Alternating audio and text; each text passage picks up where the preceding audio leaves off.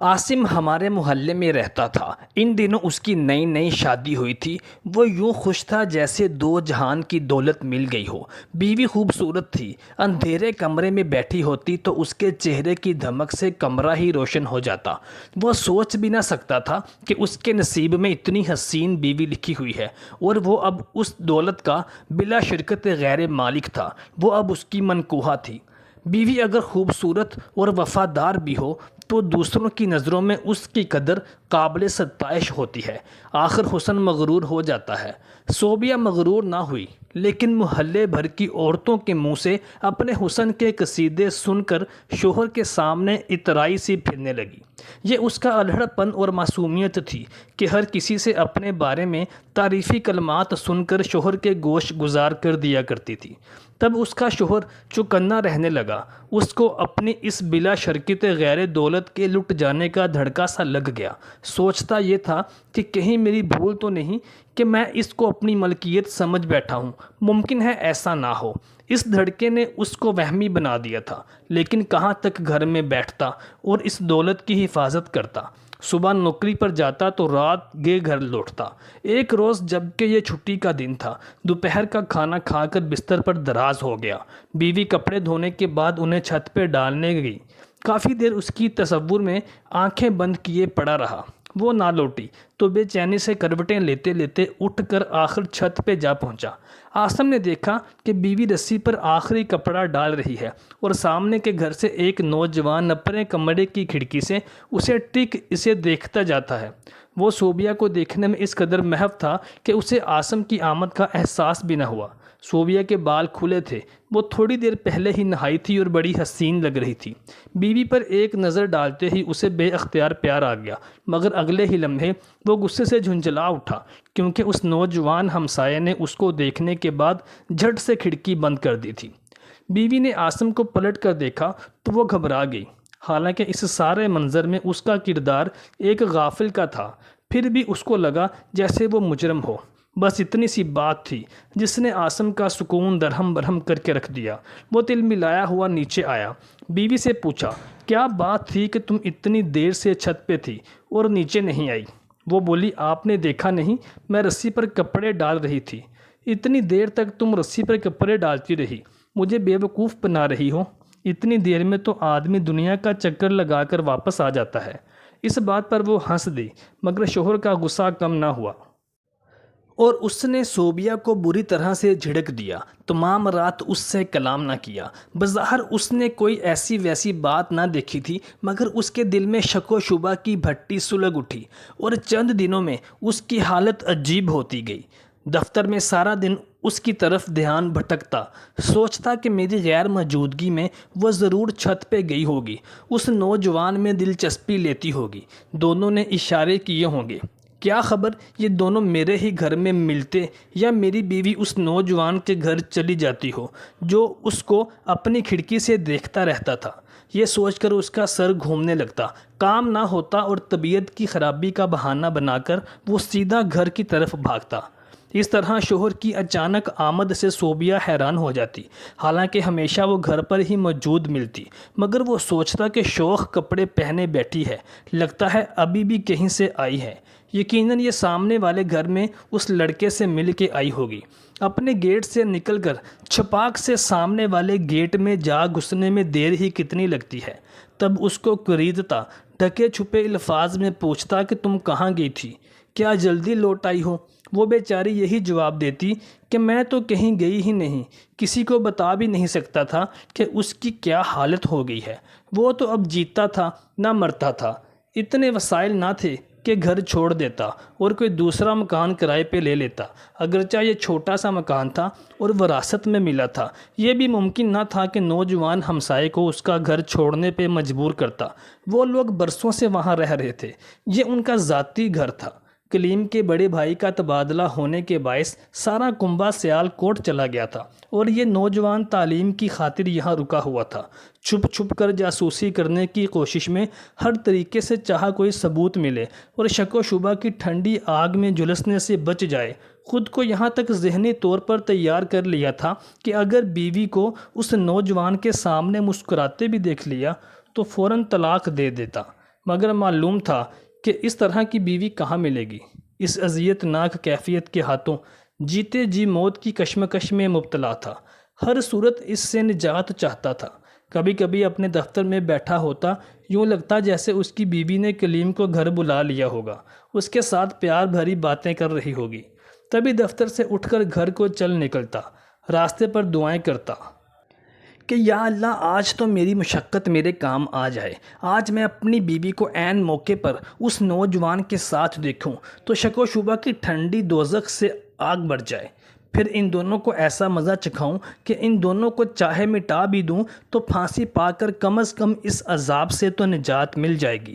مگر ہر بار اس کو مایوسی ہوتی، بیوی اس کی منتظر ملتی، اس کا استقبال کرتی، کبھی کھانا پکا رہی ہوتی تو کبھی کپڑے دھو رہی ہوتی، کبھی کام کاج۔ وہ سارے گھر میں جھانکتا، تلاشی لیتا، الماریوں میں دیکھتا، چھت پہ دیکھتا، لیکن کہیں کچھ نہ ملتا۔ اب اکثر اس کی بیوی سے لڑائی رہنے لگی تھی، کیونکہ وہ بات بات پر اس سے الجھ پڑتا تھا۔ اس کا کہیں آنا جانا بند کر رکھا تھا، وہ بیچاری کسی سے مل نہیں سکتی تھی، کوئی گھر میں آ نہیں سکتا تھا، یہاں تک کہ گھر کو باہر سے تالا لگا کر جانے لگا، سیڑھیوں کے دروازے کو بھی تالا لگا کے جانے لگا، اور اس کے علاوہ کھڑکیاں بھی بند کرنے لگا۔ ایک دن کھڑکیاں بند کرنے لگا، مستقل طور پر بند کرنے کا ارادہ تھا۔ اس کی بیوی نے کہا کہ یہ کھڑکیاں کیوں بند کر رہے ہو؟ اس طرح سے تو روشنی بند ہو جائے گی، میرا دم گھٹے گا۔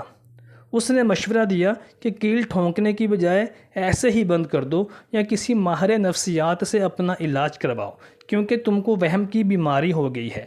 یہ بات سن کر وہ غصے سے پاگل ہو گیا اور بیوی پر الزام لگایا کہ وہ اس نوجوان سے انہی کھڑکیوں کے ذریعے بات چیت کرتی ہوگی، اسی لیے کھڑکیوں کے بند کرنے پر اس کو تکلیف ہو رہی ہے۔ صوبیہ اس کی حرکتوں سے تنگ آ چکی تھی۔ اس نے جواب دیا، بے شک یوں ہی صحیح۔ اس ایک جملے کا سننا تھا کہ عاصم کے سارے شکوک یقین میں بدل گئے، اور اس نے بیوی سے کہا، ٹھیک ہے، اگر تم یہ اقرار کرتی ہو تو میں تم کو طلاق دیتا ہوں، تم جا کر اس سامنے والے ہمسائے نوجوان سے شادی کر لو۔ صوبیہ کو توقع نہ تھی کہ وہ اس حد تک گر جائے گا۔ وہ رونے لگی کہ آخر میرا قصور کیا ہے؟ کیا تم کو ابھی بھی یقین نہیں؟ تم نے کبھی مجھے کوئی ایسی حرکت کرتے ہوئے دیکھا ہے، یا کسی محلے دار نے کبھی شکایت کی ہو، کوئی تحریر کی ہو؟ محض شک کی بنا پر مجھے مجرم ٹھہرانا کہاں کا انصاف ہے؟ وہ اپنی جگہ پر صحیح تھی، عاصم کو اس سے محبت بھی تھی، لیکن اب اس کے سوا کوئی چارہ تھا کہ ایسے میں اس کو اپنی بیوی کو زندگی سے علیحدہ کر کے اپنے آپ کو اس عذاب سے بچا لے جس میں وہ ایک کوڑ کے مرض کی طرح مبتلا ہو گیا تھا۔ کلیم سے کچھ کہنا محلے میں خود اپنی بدنامی کو دعوت دینے کے مترادف تھا۔ اس کے پاس ایک ہی حل تھا، زوجہ غریب پر اس کا زور چلتا تھا۔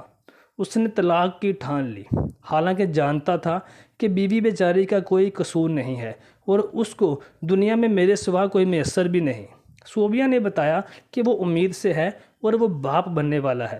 وہ سمجھ رہی تھی کہ اس خوشی کی خبر سے وہ اس کو ستانے سے باز رہے گا اور طلاق کا خیال بھی دل سے نکال دے گا، لیکن یہ بات سن کر تو اس کے دل میں اب ایک اور جھنجھلاہٹ اور شک پیدا ہو گیا کہ یہ میرے بچے کی ماں بننے والی ہے یا اس کلیم کے بچے کی۔ لیکن اب وہ مجبور تھا، بچے کی ولادت سے پہلے اس کو طلاق بھی نہیں دے سکتا تھا۔ انہی دنوں کلیم بھی امتحان پاس کر کے سیال کوٹ اپنی فیملی کے پاس چلا گیا۔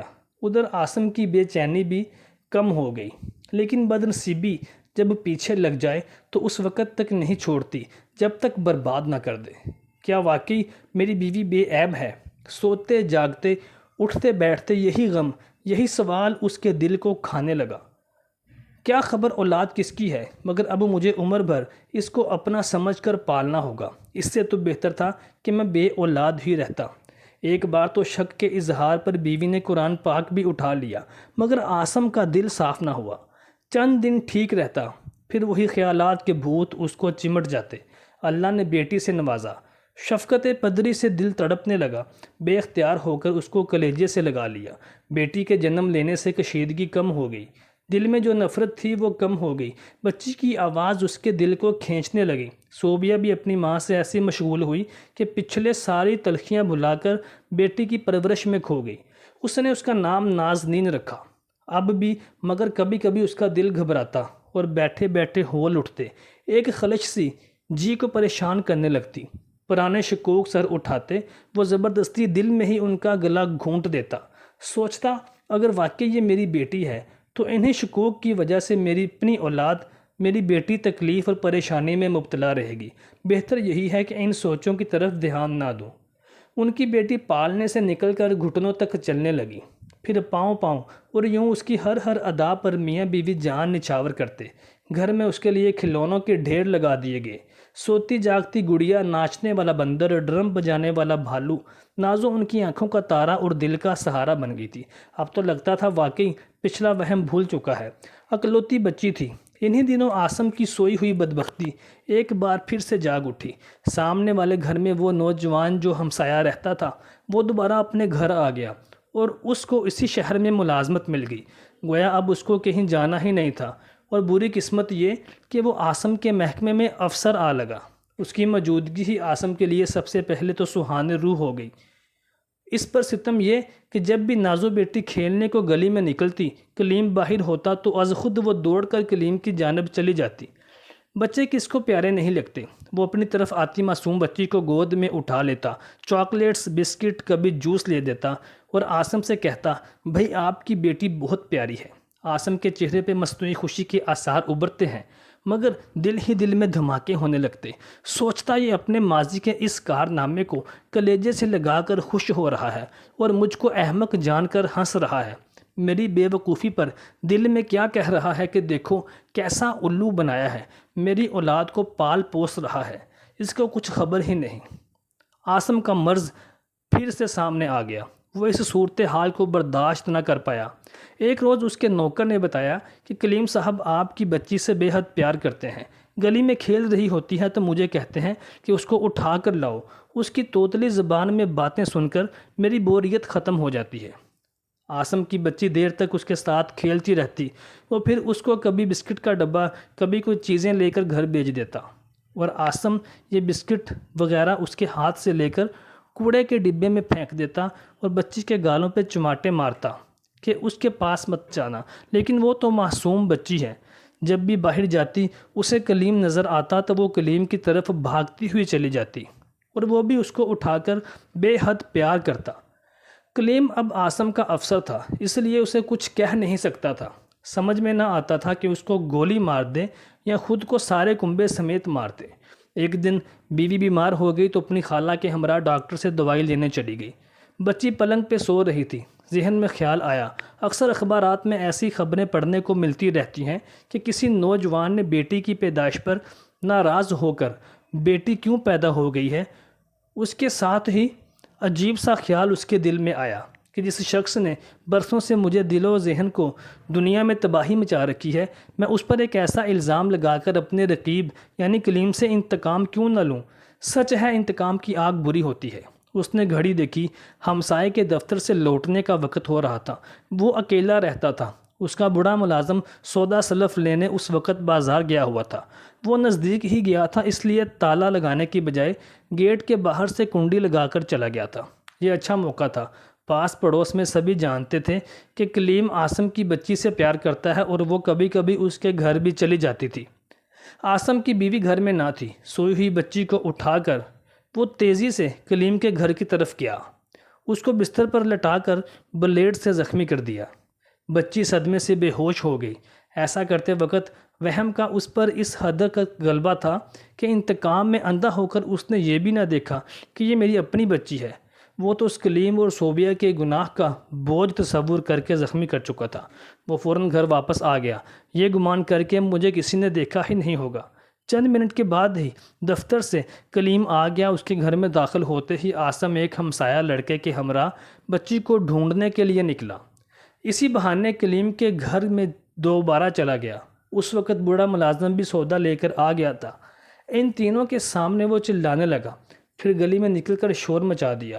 لوگ جمع ہو کر پوچھنے لگے کیا ہوا ہے۔ بچی ادھر زخمی حالت میں بے ہوش پڑی تھی۔ اس کی دونوں کلائیاں بھی زخمی ہو چکی تھیں۔ کوئی بھی صورتحال کو سمجھ نہ پایا۔ لوگوں نے پولیس کو فون کر دیا۔ پولیس آ گئی، تفتیش ہوئی، بچی کو ہسپتال لے جایا گیا۔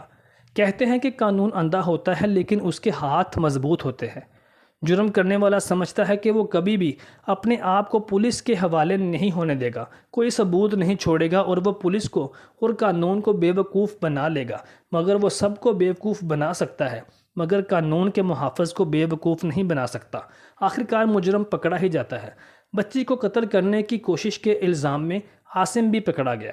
شہادتوں سے کلیم بے گناہ ثابت ہوا۔ عاصم کو بالآخر اپنے جرم کا اقرار کرنا پڑا۔